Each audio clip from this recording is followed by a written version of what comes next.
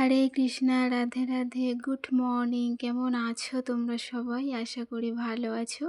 আবারও একটা নতুন সকালে নতুন ব্লগ নিয়ে চলে আসলাম তোমাদের সামনে।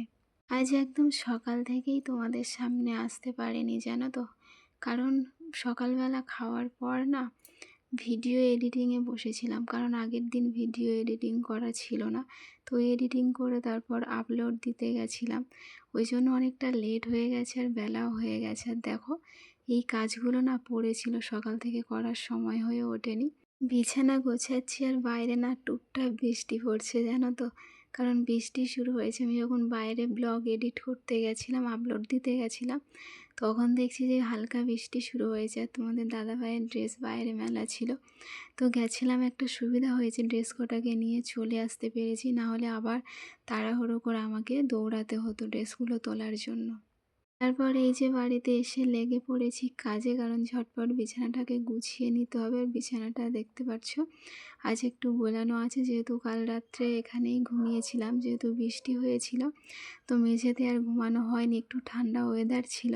আর ঠান্ডা ওয়েদারের কারণে আমরা খাটেই ঘুমিয়েছিলাম, ওই জন্য একটু অগোছালো ছিল, হালকা, বেশি না, একটু অগোছালো ছিল।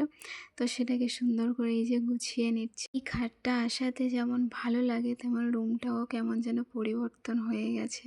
আসলে কি বলো তো, এখনকার সময় প্রায় সবার বাড়িতেই খাট আছে, শুধু আমার ছিল না।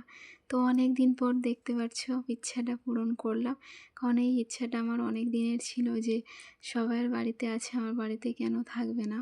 এটা না যে সবার বাড়িতে দামি খাট আছে, আমার বাড়িতেও দামি খাটই থাকতে হবে, এটা ম্যাটার করে না। আমার সবসময় লো প্রাইসেরই জিনিস, আর যেমন সামর্থ্য তেমনই জিনিস আমার পছন্দ। তো প্রাইসটা কম হয়ে থাক না কেন, কিন্তু একটা খাট থাকা জরুরি ছিল, কারণ খুব ভালো লাগতো। দামি দামি আসবাবপত্র সবসময় রুমটাকে শোভা দেবে সেটা কথা না, লো প্রাইসের জিনিস দিয়েও কিন্তু রুমটাকে সুন্দর করে সাজানো যায়।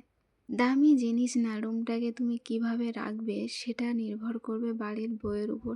কারণ তুমি যতটা গুছিয়ে রাখতে পারবে, সুন্দর রাখতে পারবে, ততটাই রুমটা খুব সুন্দর লাগবে। অনেকেরই আছে দামি জিনিস, দামি সব কিছু থাকলো, কিন্তু রুমটাকে অগোছালো রাখলো, সেটা কিন্তু দেখতে ভালো লাগে না। কম দামের জিনিস থাক বা কম কিছু থাক, সেটুকুই দিয়ে রুমটাকে গুছিয়ে রাখো সুন্দর করে, দেখবে দেখতে খুব ভালো লাগে রুমটাকে। দেখো, তোমাদের সাথে কথা বলতে বলতে প্রায় অনেক কটা কাজ করেই ফেললাম, আর ঝটপট করার চেষ্টা করছি। এক তো বেলা হয়েছে, তারপর স্নান আছে, আর তার থেকে বড় কথা কারেন্টটা আছে, এটুকুই আমার কপাল। সত্যি বলছি, বাইরে ভীষণই বৃষ্টি শুরু হয়েছে, তোমাদেরকে দেখাবো পরে। তো এতটা বৃষ্টির মধ্যে আর এত বজ্রাঘাত পড়ছে বাইরে, তারপরও কারেন্টটা আছে, এটুকু কপাল। আর কারেন্টটা থাকার কারণে আমি ভিডিওটা করতে পারছি, ক্যামেরাটা অন রাখতে পারছি। বেলা থেকে কাজ শুরু করলে নিজেকে যে কতটা অস্বস্তিকর লাগে সেটাই একমাত্র আমি জানি আর আমি বুঝি। কাজ তো করছি, কাজ করতে হবে বলে, কিন্তু এতটা বিরক্তিকর লাগছে কি বলবো। এইসব কাজ সকাল সকাল হয়ে গেলে না খুব ভালো লাগে। তবে তোমরা ভেবো না যে ঝাড়ুর পর রুমটা মুছতে হবে আমার, রুম মুছেই সমস্ত কিছু তোমাদের দাদাভাই করে দিয়ে যায়। দু একটা কাজ যেগুলো থাকে সেগুলোকে আমাকে করতে হয়। এই যে বিছানাটা ঝাড়ার পর, গোছানোর পর একটু নোংরা হয় না, তো রুমটাকে, ওই জন্য রুমটাকে ঝাড়ু দিয়ে নিই স্নানের আগে। রুমটাকে ঝাড়ু দেওয়া থাকলে না রুমটাকে না কি সুন্দর ফ্রেশ লাগে, আর হাঁটাচলা করতেও ভালো লাগে। না হলে কেমন নোংরা হয়ে থাকলে আমার তো একদমই ভালো লাগে না। আর কাজ তো করছি, আর কাজের মধ্যে এতটা যে ভয় করছে তোমাদেরকে কি বলবো। মানে এতটা বজ্রাঘাত পড়ছে, আর আমি না বজ্রাঘাতে ভীষণই ভয় পাই। মানে বিদ্যুৎ চমকালে আমি আর থাকি না, মানে এতটাই ভয় করতে থাকে আমায়, আর সেটাই আমার সাথে হচ্ছে। চলো ঝটপট রুমটাকে ঝাড়ু দিয়ে নিই, তারপর তোমাদের সামনে পরে আসছি।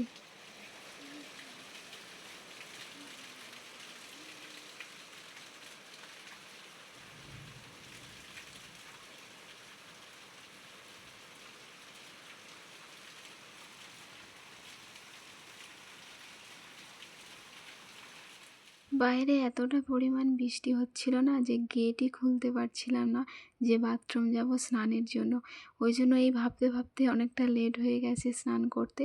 তারপরে এই যে স্নানের পর চলে এসেছি যে গীতা পড়ে নেব।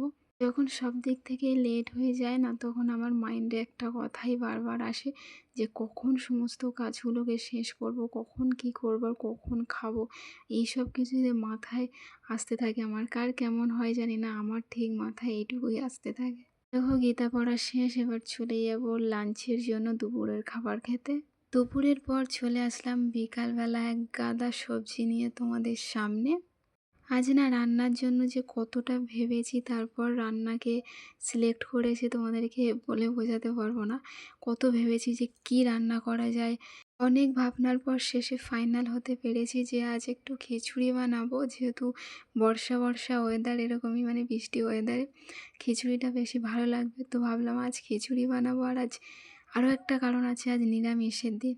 তো নিরামিষ কী বানাবো, তো খিচুড়িটা বানিয়ে ফেলি। তো খিচুড়ি আর পাঁপড় ভাজা আর এই যে পটল ভাজা হবে। চলো এক এক করে সবজিগুলোকে কেটে নেওয়া যাক। আজ বৃষ্টি হওয়ার পর না ওয়েদারটা ভীষণ ভালো লাগছে, কি দারুণ, মানে ঠান্ডা ঠান্ডা একটা স্যাঁতস্যাঁতে ওয়েদার। তো অনেক কষ্ট, অনেক গরমের পর ফাইনালি বৃষ্টি, আর বৃষ্টির কারণে ঠান্ডা পাচ্ছি। ভীষণই তো গরম ছিল, তোমরা জানো। তোমাদের কার কার ওখানে বৃষ্টি হচ্ছে আমাকে কমেন্ট করে জানিও। সবসময় যে অতিরিক্ত টাকা পয়সা থাকলেই সেই মানুষটাকে সুখী হতে হবে বা সুখী হওয়া যায়, সেটা কথা না। অনেক গরিব মানুষরাই সুখে আছে। টাকা দিয়ে যদি সুখ কেনা যেত, তাহলে যাদের অনেক অর্থ, অনেক পয়সা আছে, অনেক টাকা আছে, তারা আগে সুখ কিনতে যেত। মার্কেটে বা বাজারে সুখ বিক্রি হতো, তাই না? অনেকের টাকা আছে, সব কিছুই আছে, কোনো দিক থেকে অভাব নেই, কিন্তু শুধু অভাব আছে সুখের, কারণ তারা সুখেই থাকতে পারে না। তাদের মধ্যে ঝগড়া, অশান্তি, আরও অনেক কিছু নানান বিষয় দিয়ে তাদের দিন কাটাতে হয়। কিন্তু দেখবে যারা দারিদ্র বা ঠেলাওয়ালা, রিক্সাওয়ালা, তারা দেখবে অনেক সুখে থাকে, তাদের কিছুই নেই, দিন আনা দিন খাওয়া, কিন্তু তাতেই দেখবে তারা অনেক সুখে থাকে। আসলে কি বলতো, তুমি যে সংসারে থাকবে বা যাকে নিয়ে থাকবে, যে স্থানে থাকবে, মানে যে জায়গাতে থাকবে, সব কিছুকে যদি মানিয়ে নিয়ে ভালোবেসে যদি নিয়ে তুমি থাকতে পারো, দেখবে তুমি সুখী। এই সংসারটাকে না অনেক ভালোবেসে ফেলেছি, তাই সব কিছুর মাঝেও, অনেক কিছুর মাঝেও আমার নিজেকে ভীষণই সুখী বলে মনে হয়। চলো অনেক বকবক করে ফেলেছি, চলো এবার সবজিগুলো কেটে নেওয়া যাক, তারপর কিছুক্ষণ পর তোমাদের সামনে আবার কথা বলতে আসছি, তোমরা দেখতে থাকো।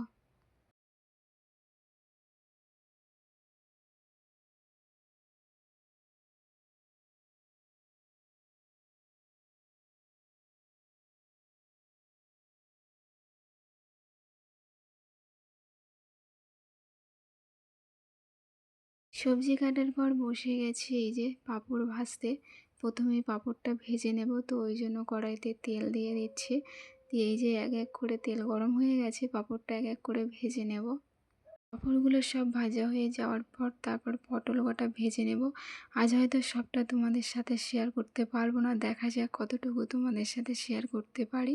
আর বন্ধুরা, তোমরা যারা আমাকে অনেক সাপোর্ট করো, অনেক ভালোবাসা দিয়েছো, ভালো ভালো কমেন্ট করো, তো তাদের জন্য অনেক অনেক ধন্যবাদ, অনেক ভালোবাসা বন্ধুরা। এইভাবে কমেন্ট করো, এইভাবে সাপোর্ট করো আমাকে, যাতে আমি এগিয়ে যেতে পারি আর আমার আগ্রহ বাড়ে।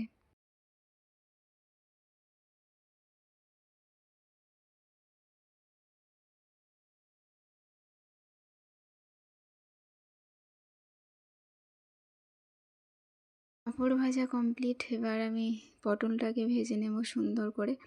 আর বেশি ব্লগটা বাড়াবো না, ব্লগটা শেষ করতে হবে, যেহেতু অনেকটা বড় হয়ে গেছে, লং হয়ে গেছে। তো আমার ব্লগ যদি তোমাদের ভালো লেগে থাকে, লাইক কমেন্ট শেয়ার ও সাবস্ক্রাইব করে দিও, পাশে থেকো, সাপোর্ট করো আমাকে।